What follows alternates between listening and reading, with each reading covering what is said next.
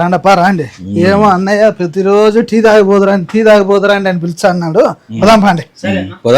ఏమాత్రం పెడతాడు అనిల్ సుబ్బు రండి రండి రా షోయబు రా కూర్చోండి దా ఫ్రెండ్స్ వచ్చినారు కొద్ది టీ రెడీ చేయవా. ఏందో స్వామి నువ్వు అట్లా పోనివు ఇట్లా పోనివు దిన్నము టీ తాగిపోతుందా అని పిలుస్తాను. అందుకే ఇంక అందరిని పిలుచుకొని వస్తున్నా. ఈయనేమో పెద్ద దానకర్ణుడు, అందరికి టీ తాగిపోదురా అని చెప్తుంటాడు. నేనేమన్నా పని మనిషినా ఏమన్నా? తీసుకోండి అన్న. అక్క చూడరా ఇంత పెద్ద గ్లాస్ తో టీ తెచ్చిందో.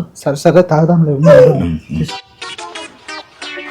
ఏంది వాళ్ళకి టీ తెమ్మంటే ఉత్త నీళ్ళు తెచ్చిచ్చినావు? నేను చెప్తాను ఉండండి అన్న. ఇంట్లో పాలు లేవు, ఇంట్లో టీ పొడి లేదు, గ్యాస్ లేదు, షుగర్ లేదు. ఇదే టీ అనుకుని తాగండి అన్న.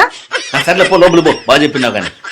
కానీలేండి అంకుల్, మీ టీ మరి చాలా బాగుంది. ఇంకా ఇదే తాగుదాం అంతే. ఇంకా సిగ్గొచ్చింది, ఇంకోసారి ఎవరిని పిలవడు.